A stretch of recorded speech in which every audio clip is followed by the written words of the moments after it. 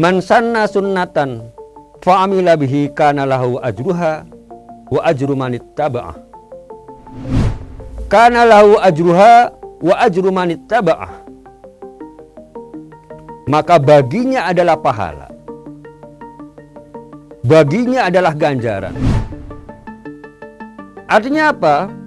Barang siapa yang menunjukkan kepada sesuatu yang baik, maka baginya adalah pahala yang setimpal, yang sama dengan orang yang mengerjakan. Sapa Hati bersama Gus Agus.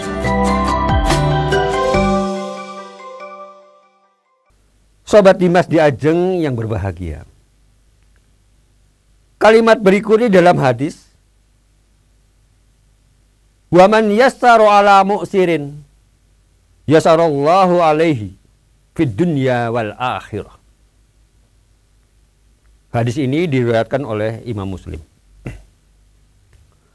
Dan barang siapa yang mau menolong kesulitan orang lain, mau membantu kesusahan orang lain, yasarallahu alaihi, maka Allah akan menolong kesulitannya atau kesusahannya fid dunya wal akhirah, yaitu baik di dunia maupun nanti di akhir akhirat. Sobat Dimas di Ajeng yang berbahagia, oleh sebab itu marilah kita harus ingat bahwa kita itu sebagai manusia yang hidupnya adalah makhluk sosial, yang mau tidak mau memerlukan bantuan orang lain. Tidak mungkin kita hidup sendirian bisa happy, tidak mungkin. Tidak mungkin kita selama hidup ini senang terus, tidak mungkin. Atau kebalikannya susah terus, tidak mungkin. Ada kalanya manusia itu senang, ada kalanya juga kebalikannya kita itu susah. Maka dengan adanya saling tolong menolong ini, hidup kita tuh akan makin enak, makin tentram, makin aman, karena saling membantu. Sobat Dimas di Ajeng yang berbahagia, namun jangan sebaliknya. Yang diperbolehkan di sini adalah menolong, membantu hal-hal yang baik. Tapi kalau kita membantu hal yang jelek, membantu yang membuat satu kerusakan, membantu berbuat orang lain berbuat dosa, Allah berfirman, A'udzubillahi minasyaitonirrajim, bismillahirrahmanirrahim. Wa ta'awanu 'alal birri wat taqwa wa la ta'awanu 'alal ismi wal udwan. Saling tolong menolonglah kamu dalam kebaikan dan takwa. Tapi jangan tolong menolonglah kamu dalam perbuatan dosa dan kemungkaran. Sobat Dimas di Ajeng yang berbahagia, sering kita melihat di zaman sekarang ini orang-orang yang berbuat culas, orang-orang yang mau melakukan pelanggaran banyak sekali. Padahal kita tahu bahwa orang itu melakukan satu perbuatan salah, ya kita diam, tidak mau menegur atau bahkan menasehati.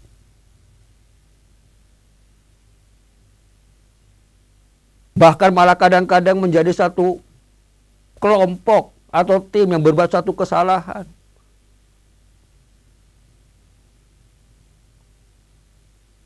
Di mana tentu ini akan merugikan orang banyak. Bahkan jauh lebih luas lagi, merugikan rakyat banyak. Maka ada zaman sekarang itu namanya istilah korupsi berjamaah. Bayangkan, Masya Allah. Orang-orang yang melakukan pelanggaran ini, oknum-oknum yang melakukan pelanggaran ini, itu bukan orang yang biasa-biasa. Orang yang terpandang, orang yang berilmu, orang yang mempunyai kemampuan, orang yang mempunyai kedudukan, orang yang mengerti agama bahkan. namun karena kebutuhan atau mungkin hal-hal yang selalu mengikuti hawa nafsunya, karena keserakahannya pastinya, mumpung ada kesempatan dalam kesempitan, mumpung masih berkuasa, melakukan tindakan yang tidak baik, melakukan kecurangan-kecurangan, melakukan korupsi. Nah, yang lain yang mengetahui ada keadaan seperti ini, diam. Bahkan walaupun tidak menyetujui, tapi karena diamnya akhirnya terbawa juga, tersangkut paut juga. Atau bahkan mungkin saja dapat uang tutup mulut, akhirnya melakukan juga apa yang dilakukan oleh orang tersebut di dalam melakukan kejahatan. Sobat Dimas di Ajeng yang berbahagia, ini bukan namanya membantu yang dapat pahala. Membantu keburukan, membantu kejelekan itu pasti akan mendapat dosa.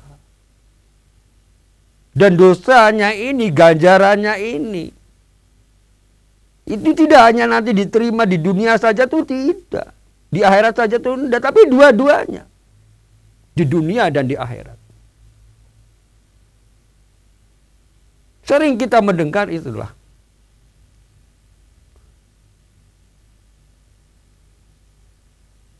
Sepandai-pandainya orang menutupi kejelekan, suatu saat itu pasti akan ketahuan juga. Dan kita lihat, kita sering mendengar berita. Banyak oknum-oknum yang berbuat korupsi, akhirnya ketahuan ditangkap. Banyak orang-orang yang melakukan penggelapan dalam satu perusahaan misalnya, ditangkap. Di dunia saja sudah akan kelihatan dampaknya. Akan sengsara hidupnya. Akan turun martabatnya.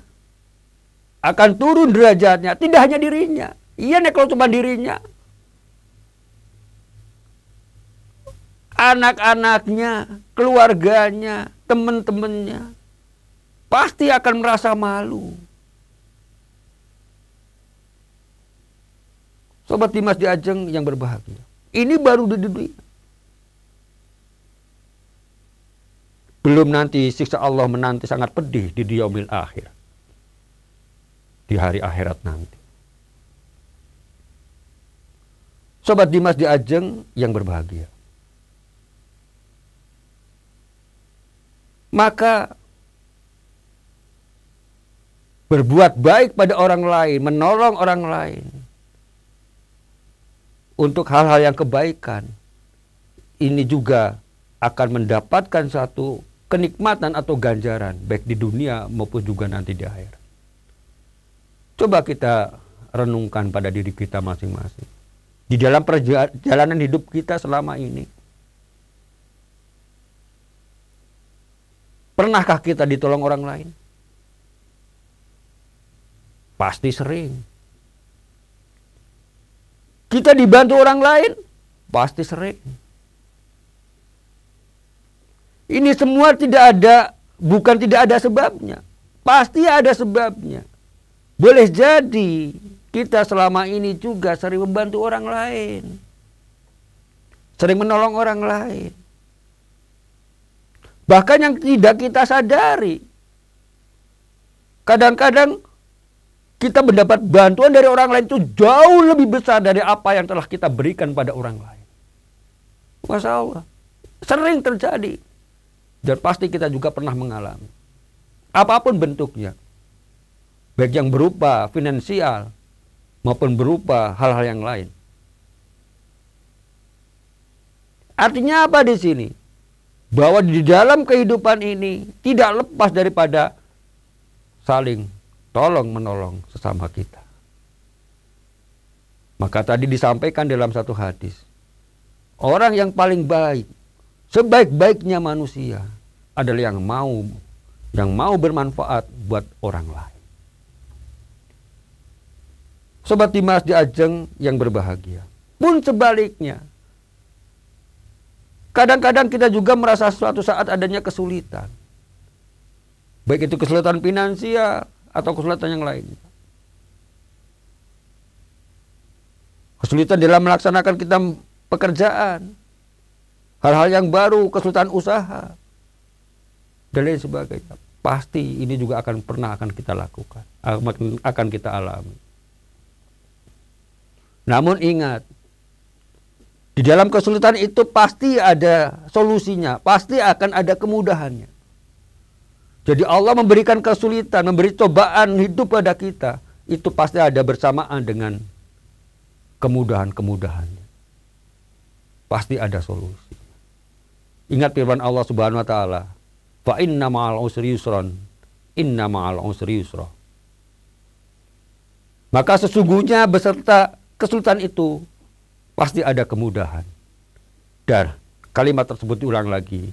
Sesungguhnya beserta kesulitan itu pasti ada kemudahan. Jadi kita tidak boleh putus asa. Kalau kita sedang mengalami ujian, dalam mengalami cobaan hidup, kita merasa tidak bahagia. Kalau kita mau berusaha sekuat tenaga, mau sharing dengan sahabat kita yang baik, yang mampu memberikan petunjuk kepada kita, Pak, insya Allah dengan usaha itu tadi, apa yang menjadi kesulitan hidup pada diri kita akan bisa dipecahkan dan bahkan akan memberikan efek yang balik yang luar biasa, keberhasilan berikutnya. Sobat Dimas di Ajeng yang berbahagia. Ya, memang benar juga ada yang menyampaikan bahwa kesulitan, kesusahan itu sebetulnya adalah permainan pikiran kita sendiri. Artinya apa? Kalau kita sering merenung, memikirkan kehidupan kita yang sudah-sudah, yang masa-masa lampau atau bahkan yang akan datang, kita pikir kesedihan-kesedihan masa lalu. Ya pasti orang itu akan menjadi ngenes. Sebaliknya, kalau orang itu mampu menggunakan pikirannya, menggunakan akalnya untuk selalu menghadapi apa yang ada saat ini, kenyataan yang terjadi, semuanya pasti akan bisa diatasi. Tidak ada masalah yang tidak bisa diatasi. Semuanya bisa. Ya tergantung pikiran kita juga. Maka yang namanya kebahagiaan, kesusahan, itu tidak semata-mata dari orang lain. Terkadang dari diri kita sendiri yang menimbulkan. Susah pikir. Selalu berpikir yang enggak-enggak. Merasa sok sedih, merasa lebay. Semakin pikirannya makin ruwet dan selalu dipikir terus, akibatnya makin ruwet. Kalau ngomong susah makin susah. Kalau ngomong sedih makin sedih. Yang akhirnya menimbulkan satu goncangan jiwa. Orang bahkan bisa jadi menjadi gila. Bahkan putus asa bunuh diri. Masya Allah. Sobat Dimas di Ajeng yang berbahagia. Marilah kita sadari bahwa kalau kita kembali pada ajaran agama yang benar, hidup kita tuh enak kok.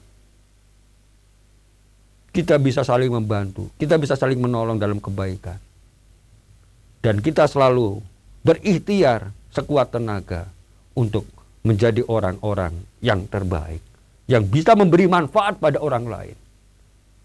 Kalau tanpa ilmu pengetahuan di dalam diri kita, tanpa kesadaran pribadi, tanpa dengan akal sehat yang kita gunakan, kita tidak mungkin bisa memberikan manfaat pada orang lain. Demikian Sobat di Ajeng yang berbahagia. Semoga ada manfaatnya, ada salahnya. Kami mohon maaf yang sebesarnya. Billahi taufiq wal hidayah.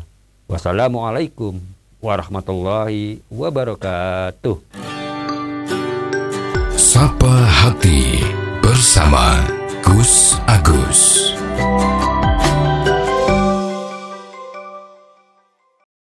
dipersembahkan oleh Ziman, enzim antioksidan aktif, menjaga kesehatan dan memperpanjang usia Anda.